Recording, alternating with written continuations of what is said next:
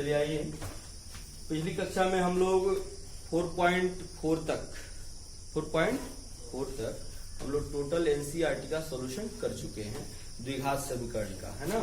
आज हमको बताना है अदर जो भी हेल्प बुक आप लोग बना रहे हैं, जिसका भी सहयोग ले रहे हैं, उसके प्रॉब्लम को और उसके सॉल्यूशन, माने क्या प्रॉब्लम है, क्या उसके डाउट है, उसका समाधान करना है। तो चलिए आप लोग अपना प्रॉब्लम दीजिए, उसको हम देखते हैं। कौन सा? क्वेश्चन नंबर 4, है ना। यह क्वेश्चन आपने पूछा था, हमने बताया था कि ऐसे कीजिए, शायद नहीं किए ना। कौन सा यह है? कौन किताब है? गणित बोध, है ना। हम लोग क्वेश्चन करने जा रहे हैं गणित बोध RS अग्रवाल का।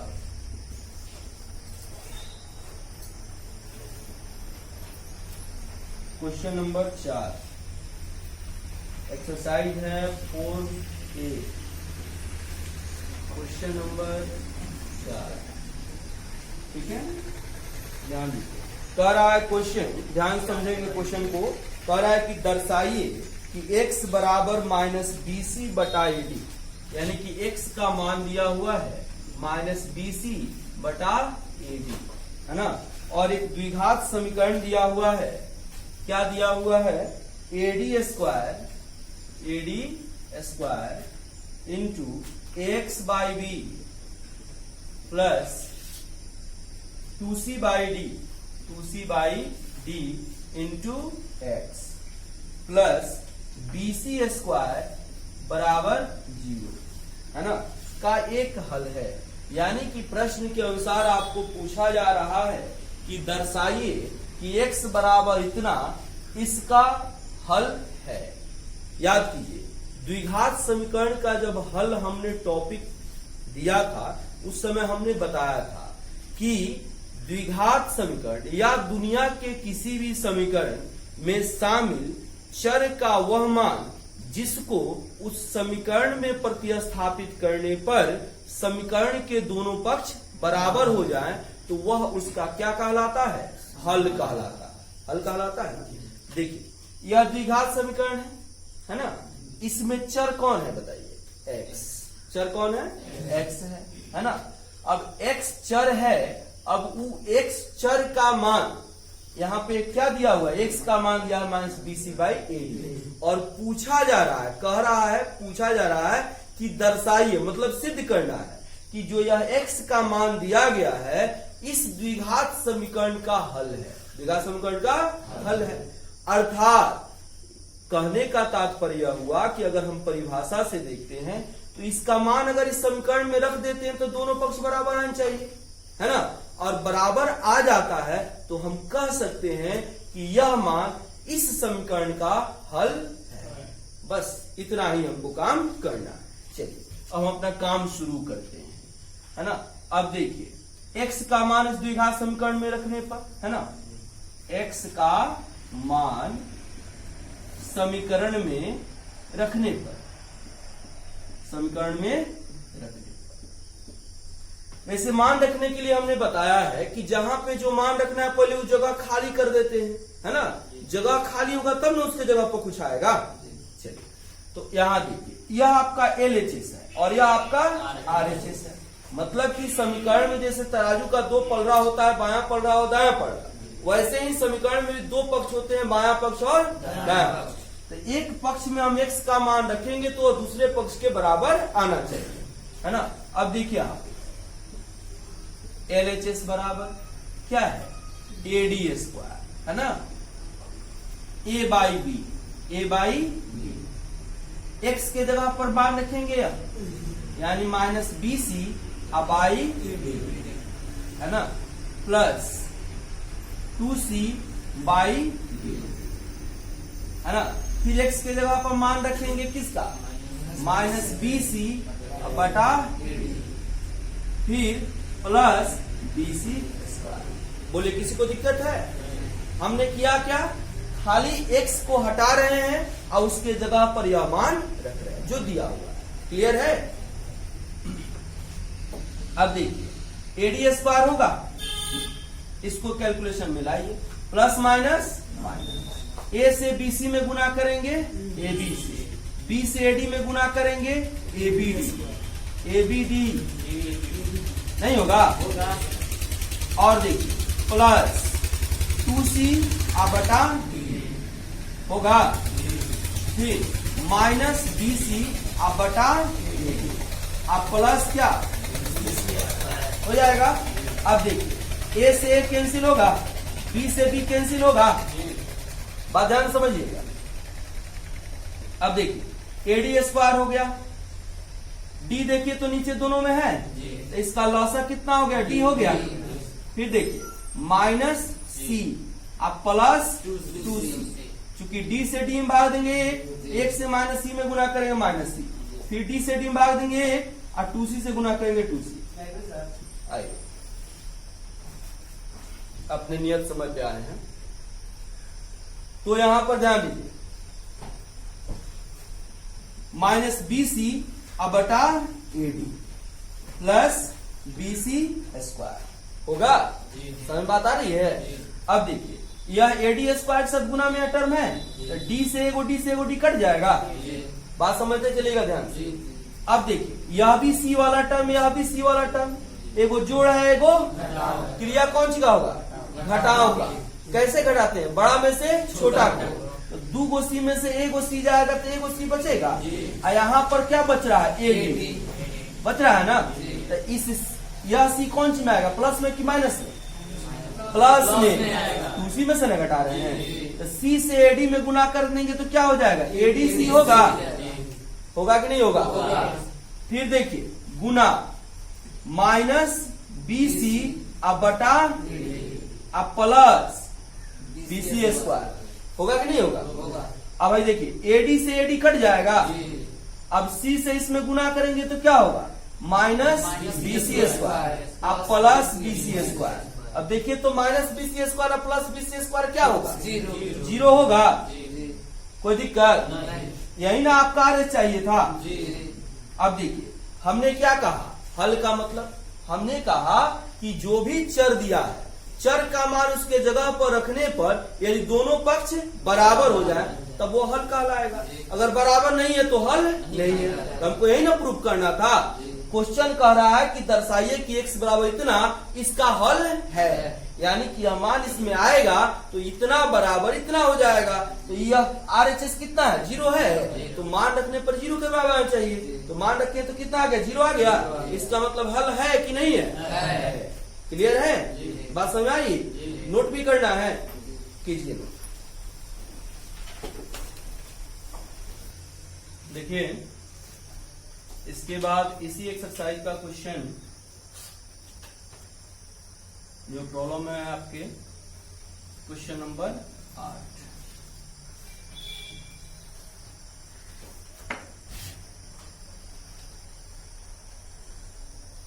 कह रहा है क्वेश्चन नंबर 8 कि यदि x बराबर 3/2 तथा x बराबर -2 द्विघाती समीकरण x square plus x plus b के मूल हो तो a और b ज्ञात करना है। मूल का मतलब भी क्या होता है, हल होता है, यानी कि एगो x का मान दिया है 3/2, एगो x का मान दिया है -2 और द्विघाती समीकरण दिया है। द्विघाती समीकरण जो दिया है वह है x square plus x plus b बराबर 0, है ना। अब कह रहा है कि यह x के जो मान है इस द्विघाती समीकरण के मूल है, क्या है, मूल है, तो a और b का मान याद करना है।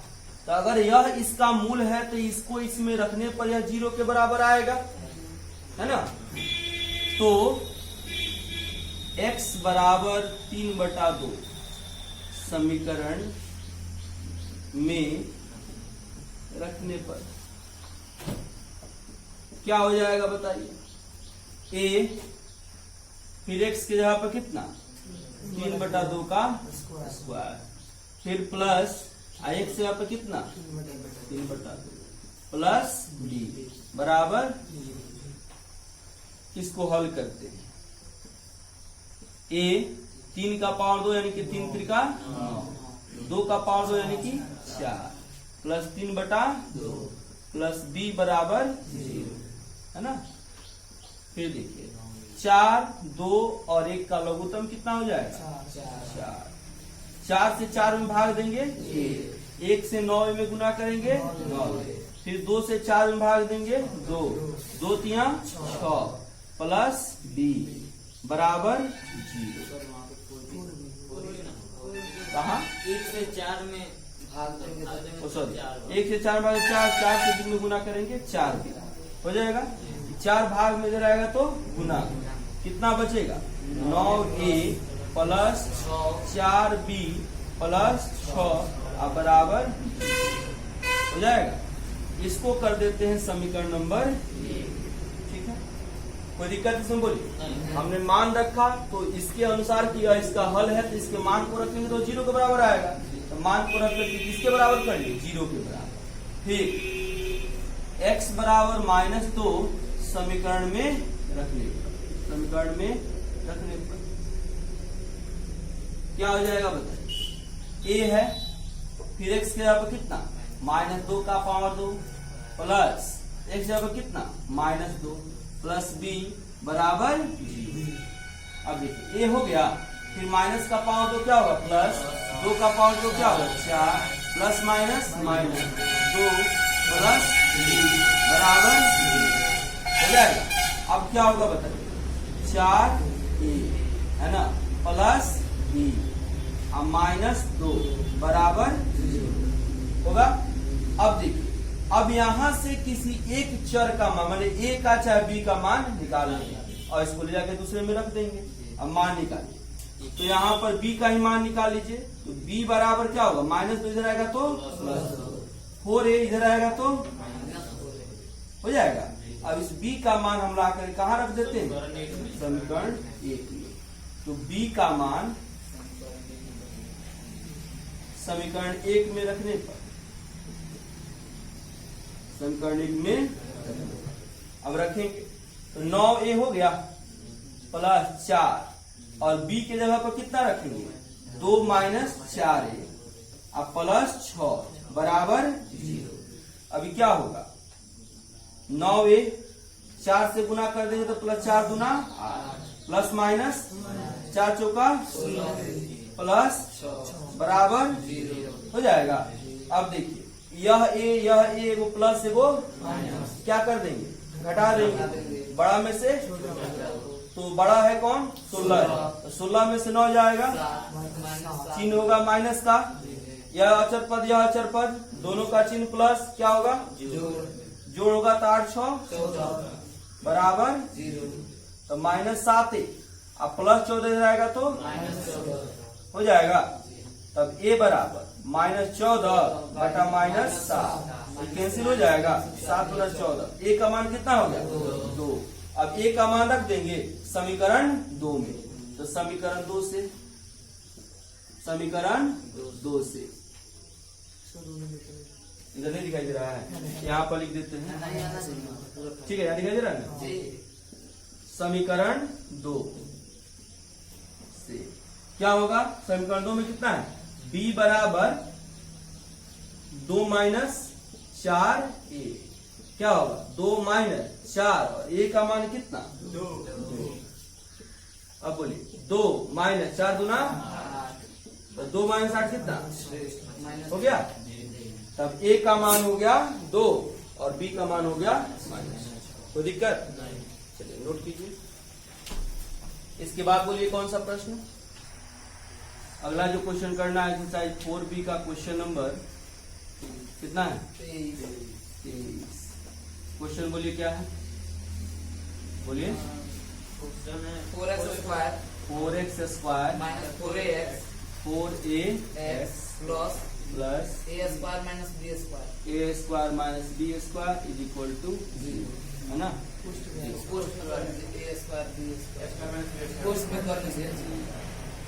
अब देखिए इसको गुणनखंड विधि से करना है। क्वेश्चन ही कह रहा है कि गुणनखंड विधि से हल करना है। ठीक है, तो यहाँ पर 4x स्क्वायर लिख लिए, -x लिख लिए, है ना? अब इसको पूरा लिखिए 4ax प्लस, इसको अगर तोड़ दें a plus b into a minus b, है ना? बराबर 0। अब देखिए यहाँ पर फर्स्ट टर्म प्लस में, लास्ट टर्म प्लस में है, यानी कि अब बीच वाला जो हमको निकालना होगा उसमें क्रिया कौन सी का होगा? जोड़ का। आपको बताया है फर्स्ट और लास्ट टर्म का चिन्ह अगर समान हो तो क्रिया कौन सी का होता है? जोड़ का होता है। जोड़ने पर कितना चाहिए? 4x। और गुना करने पर फर्स्ट और लास्ट के अचर पदों के गुणनफल के बराबर, तो गुना करके देख लेते हैं। तो 4 से इसमें गुना करेंगे तो कितना आएगा? 4 into a plus B into A minus B. या अगर यह टर्म ले लेते हैं तब क्या आएगा? 4a² माइनस b², या 4a² और माइनस 4b²। मैंने गुना करने पर इन तीनों में से कोई एक पद चाहिए और जोड़ने पर कितना चाहिए? 2a चाहिए। चलिए इसको लिखते हैं। 4x² लिख सकते हैं, माइनस x लिख दिए। अब यहाँ पर जगह खाली करते हैं किसके लिए? जोड़ने पर हमको चाहिए 4a, गुना करने पर तो आपको दिखाई दे रहा है क्या चाहिए? यह हो गया a plus B into A minus B बराबर 0, है ना। अब देखिए यहाँ पर हम काम करते हैं कि हमको 4a चाहिए तो इसको लिख लेते हैं 2a प्लस बी, है ना, प्लस 2a माइनस बी, है ना। पहले जोड़ करके देखते हैं कि 4a आ रहा है कि नहीं। तो 2a प्लस बी का मतलब हो गया 2a प्लस 2b होगा ना, और इसका मतलब हो गया प्लस 2a माइनस 2b। तो माइनस 2b या प्लस 2b कैंसिल हो जाएगा, और 2a कितना हो गया? 4a हो गया। बोलिए, तो जोड़ने पर 4a आ रहा है, और गुना करके देखिए 2 दूना 4, और a plus B into A minus b आ रहा है, यानी कि जो हमको चाहिए था मिल चुका है। बात समझ आ रही कि नहीं है ना। अब देखिए इसको तोड़ते हैं। 4x² हो गया, minus plus minus 2x into a plus b, फिर minus plus minus 2x into ए माइनस बी, है ना, फिर plus a plus B into A minus B बराबर 0 हो जाएगा। अब देखिए, अब यहां से हम कॉमन लेंगे। कॉमन क्या लेंगे? देखिए पहले तो चिन्ह कॉमन लेते हैं, है ना। तो चिन्ह कॉमन लेंगे तो क्या चिन्ह कॉमन लेते हैं? प्लस, है ना। तो प्लस यहां से कॉमन ले ली, उसके बाद कौन सी कर लेंगे? अचर पद। तो अचर पद में बताइए क्या कॉमन ले सकते हैं? 2, सिर्फ 2 कॉमन ले सकते हैं, ले सकते हैं ना, क्योंकि a प्लस बी इसमें है, ये बी का तो इसमें कोई सवाल ही नहीं है। तो 2 कॉमन लेंगे, और चर में क्या कॉमन लेंगे? अब 2x से इसमें भाग दे देंगे तो कितना हो जाएगा? 2x आ जाएगा, और 2x से 2x कट गया तो यहाँ पे क्या आएगा? Minus a plus B. बात समझ आ रहा है? कोई दिक्कत? और देखिए यही टर्म यहाँ पर लिख दें, यानी कि 2x minus a plus B. बात समझ आ रही है? और बराबर 0। अब a प्लस बी से इसमें भाग दे देंगे तो क्या बचेगा? a माइनस बी यहाँ पे आ जाएगा। और देखिए इसका चिन्ह क्या है? प्लस, यहाँ पे क्या आ गया है? तो चिन्ह बदल रहा है, तो कॉमन में क्या ले लेंगे? माइनस। बोले कोई दिक्कत? यहाँ पर यह टर्म और यह टर्म कॉमन है, तो हम कॉमन वाले टर्म को ले लेंगे 2x minus a plus B ले लिए। यहाँ पर क्या बचेगा? 2x और माइनस a माइनस बी हो गया बराबर 0। बोलिए इतना समझने में कोई दिक्कत? समझ में आ रहा है? और देखिए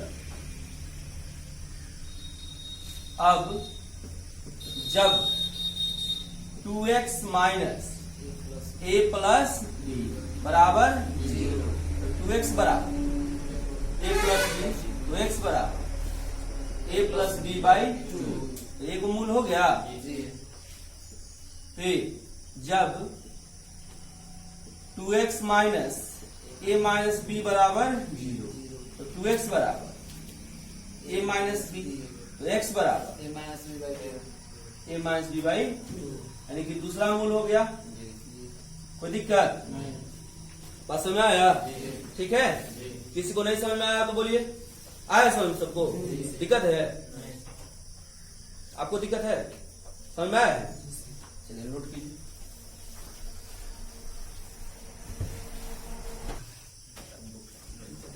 (4D) आर.एस. अग्रवाल का ही है। 4D का question number 18। 4D question number 18 है ना। इसमें देखिए पहले दिया हुआ है कि द्विघात सूत्र द्वारा निम्नलिखित द्विघात समीकरणों को हल कीजिए, है ना। यानी कि इसमें द्विघात सूत्र का प्रयोग करना है। क्वेश्चन नंबर 18 दिया हुआ है 2√2 x square plus √15 x plus √2 बराबर 0। अब ध्यान दीजिए यहाँ पे कि द्विघात सूत्र के द्वारा हमको मूल ज्ञात करना है, तो सबसे पहले हम यह देखते हैं कि इसके मूलों का अस्तित्व होगा कि नहीं। मूलों का अस्तित्व दो ही स्थिति में होता है, आपको बताया गया है। कब? जब d का मान या तो 0 के बराबर हो और नहीं तो 0 से बड़ा हो, यानी कि धनात्मक हो, है ना। अगर d का मान माइनस में आ जाता है तो हम वहीं पर लिख देंगे कि इसके मूलों का अस्तित्व नहीं है, यानी कि अवास्तविक मान देगा। तो हम तो पढ़ रहे हैं वास्तविक संख्या के लिए, वास्तविक मान के लिए, तो अवास्तविक मान तो आपको चाहिए नहीं, तो इसीलिए हम वहीं पे छोड़ देते हैं यह कहकर कि इसके मूलों का अस्तित्व नहीं है। बस समझ रहे हैं ना। तो सबसे पहला हमारा वही काम होता है। ऐसे अब यहाँ पर उसको निकालने के लिए का मान देखेंगे कितना, 2√2। b का मान कितना, √15। c का मान कितना, √2।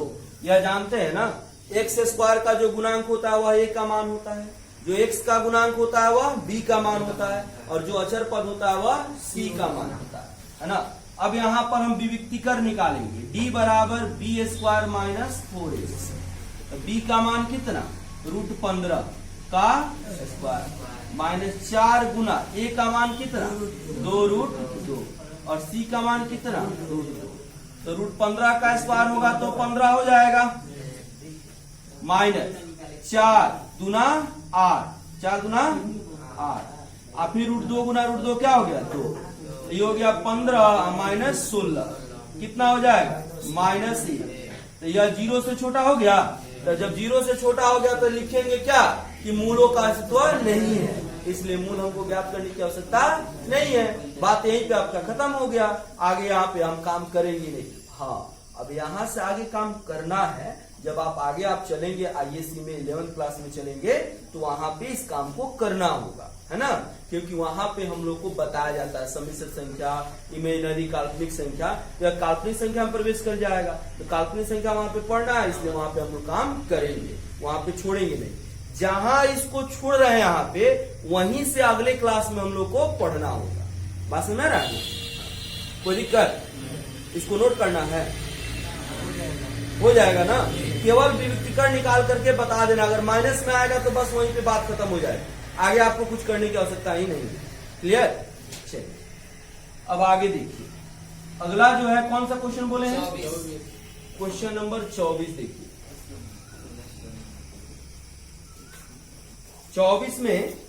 24 नंबर क्वेश्चन में है m/n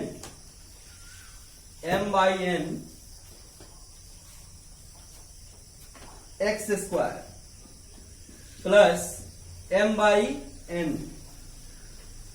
ठीक है, और बराबर 1 - 2x। क्लियर? यह है 24 नंबर क्वेश्चन। पहले इसको सेटल करते हैं अपने अनुसार, उस रूप में। किस रूप में? X square plus b x plus c में, है ना। तो देखिए एक्स स्क्वायर वाला टर्म है कहां पे, n/m है। अच्छा, यहां पर है n/, ठीक है। अब पहले एक्स स्क्वायर वाला टर्म होता है, उसके बाद एक्स वाला टर्म होता है ना। देखिए एक्स वाला टर्म इधर है, उसको इधर ले जाएंगे ना, तो क्या हो जाएगा, प्लस 2x प्लस n/m, आई +1 इधर आएगा तो माइनस, बराबर 0। देखिए सेटल कर दिए इसको हम व्यापक रूप में, किसके, द्विघात समीकरण के। द्विघात समीकरण का व्यापक रूप x square plus b x plus c बराबर 0। अब देखिए, अब a की जगह पर कितना हो गया, m/n, b का मान कितना हो गया, 2, और c का मान कितना हो गया, n/m - 1 हो गया ना। अब हम काम करेंगे किसका, वही जो अभी किए हैं, विविक्तीकर निकालेंगे। यानी कि अब d बराबर b स्क्वायर माइनस 4ac, है ना। तो b का मान कितना, 2, 2 का स्क्वायर माइनस 4 गुना ए का मान कितना m बाई और c का मान कितना n बाई m माइनस 1 हो जाएगा। अब देखिए इसको सॉल्व करेंगे। 2 का square 4 minus 4 Guna m by n होगा। यहाँ पे इसको निकाल लीजिए, लसा हो गया m, n माइनस m हो जाएगा, m से m कैंसिल। बात समझ आ रही कि नहीं आ रही? आ रही है बात समझ में? अब देखिए अब क्या होगा, बराबर 4 माइनस है ना 4 इंटू n माइनस m बटा n हो जाएगा। अब देखिए 4 कॉमन ले ले, हो जाएगा। तो 4 कॉमन लेंगे तो यहाँ पे 1 घटाओ n माइनस m बटा n हो जाएगा। अब देखिए 4 लघुत्तम में कितना हो जाएगा n, तो 1 से n में भाग देंगे n से 1 में गुना करेंगे n माइनस, अब यहाँ पर हो जाएगा minus n, minus minus plus n, तब n से n कैंसिल हो जाएगा। अब देखिए 4m बाई n, ठीक है। अब यहाँ पर ध्यान देंगे कि m और n जब दोनों धनात्मक होगा तभी यहाँ पर मूलों का हल निकलेगा। अगर कोई एक ऋणात्मक हो जाएगा तो मान माइनस में हो जाएगा। बात ध्यान समझिएगा। हम चूंकि d का मान धनात्मक आता है या 0 आता है उसी के लिए हल करते हैं, तो यहाँ पर m और n का मान यदि धनात्मक होगा उसी के लिए हम काम करेंगे। अब दोनों में से कोई एक अगर ऋणात्मक हो गया तो काम नहीं करेंगे। कोई एक दोनों ऋणात्मक हो जाएगा तो फिर वो मान धनात्मक ही हो जाएगा। अगर मान लेते यो माइनस हो गया, यो माइनस हो गया तो माइनस माइनस कैंसिल हो जाएगा, नहीं हो जाएगा। तो यहाँ पर अब यहाँ हल के लिए क्या होगा, m greater than is equal to कितना 0, ठीक है, और n ग्रेटर देन 0। अब कैसे का है, तो n है 0, सॉरी n है नीचे हर में, तो यह n को हम 0 नहीं ले सकते। n 0 ले लेंगे तो यह अनडिफाइंड हो जाएगा, अपरिभाषित हो जाएगा। देखिए कंडीशन एक बार और कोई इसमें से ही पूछा था कि क्यों हम यह करते हैं, या दूसरे क्लास में पूछा था लोग, है ना, नीचे हर का मान कभी भी 0 नहीं होना चाहिए, इसलिए कंडीशन दिया जाता है ना। अब यहाँ पर n का मान क्या होगा, 0 से ज्यादा होगा, 0 के बराबर नहीं ले सकते। हाँ, m का मान 0 होगा या 0 से ज्यादा होगा, यानी कि धनात्मक होगा। क्लियर है? अब इसी के लिए हम इसका हल निकाल सकते हैं। क्लियर है? बात सुना रही है? अब यहां पर हम द्विघात सूत्र का प्रयोग करेंगे। अब क्या, x बराबर minus B plus minus root D अब बटा 2a हो जाएगा। तो माइनस, अब b का मान कितना है 2, plus minus root under d का मान कितना है 4m बटा n, है ना। अब बटा 2, a का मान कितना है m बाई n। बात समझ आ रही है? अब देखिए यहां पर अब क्या हो जाएगा,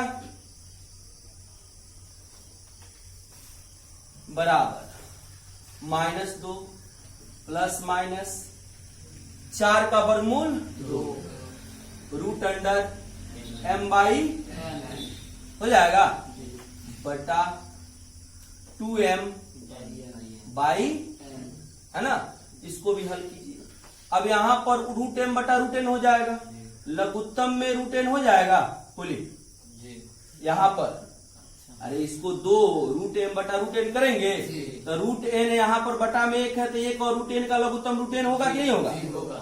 अब 1 से रूट n में भाग देंगे, रूट n से -2 में गुना करेंगे तो -2 रूट होगा, प्लस माइनस क्या हो जाएगा 2 रूट लिख सकते हैं, नहीं लिख सकते हैं? अब बटा यह हो गया। अब इसको यहां से हटाइए, यहां भागा 2m अब बटा n। बात समझ आ रही है? अब देखिए -2 root n plus minus 2 root m बटा रूट n गुना n बटा 2m। 2 यहां से कॉमन हो जाएगा, बोलिए जी। तो minus root n plus minus root m, ठीक है। अब बटा रूट n इंटू n बटा 2m। अब 2 से 2, अब देखिए n को हम रूट n गुना रूट n लिख सकते हैं, नहीं लिख सकते? तो एक रूट n से एक रूट n कट जाएगा। अब देखिए, अब यहां पर क्या बचा, minus root n plus minus root m बटा हाई रूट n तो गायब हो गया, अब m बचेगा नीचे। हाई रूट n से n कटा है तो यहाँ पर क्या आ गया है, रूट n आ गया है, यहाँ पर रूट n लिख सकते हैं। अब रूट n से अंदर गुना कर दें तो रूट n अंदर आ जाएगा तो क्या हो जाएगा, माइनस रूट n गुना रूट n प्लस माइनस फिर रूट n से रूट m में गुना करें रूट m n, अब बटा कितना हो गया। अब प्लस के लिए वो आंसर आएगा, अब माइनस के लिए वो आएगा, यानी कि एक मूल होगा अल्फा, तो क्या लिखेंगे minus n plus root M N अब बटा एक हो जाएगा बीटा, तो minus n minus root M N अब बटा। बात समझ में आई? कोई दिक्कत? यह मान आपको बता दिए किसके लिए हम लोग निकाल रहे हैं, m का मान जब 0 के बराबर या 0 से ज्यादा होगा और n का मान जब 0 से ज्यादा होगा, उसके लिए निकाल रहे हैं। कोई दिक्कत? समझ में आया सबको? चलिए लिखिए, इसको नोट कीजिए। हम लोग करेंगे एक्सरसाइज 4D का एम। 4D का कौन सा क्वेश्चन बोले हैं, 27 नंबर क्वेश्चन। देखिए,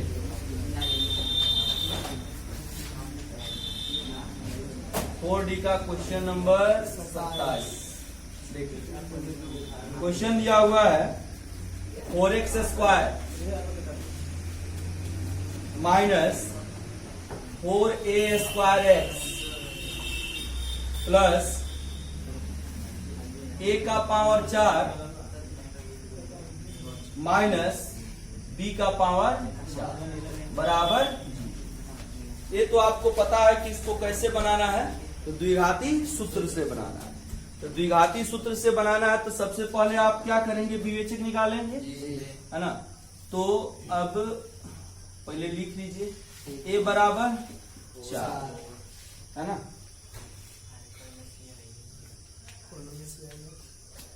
b बराबर 4a स्क्वायर और c बराबर a का पावर 4 और माइनस b का पावर 4, है ना।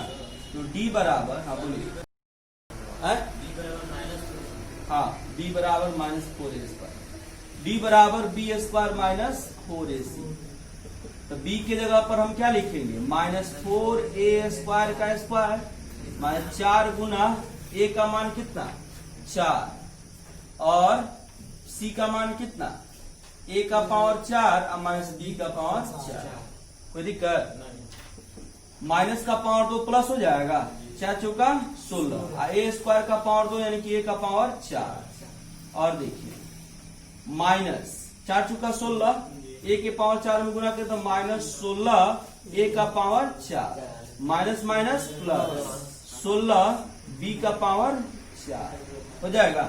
अब देखिए इससे यह कैंसिल हो जाएगा, क्या बचेगा 16 b का पावर 4, ठीक है।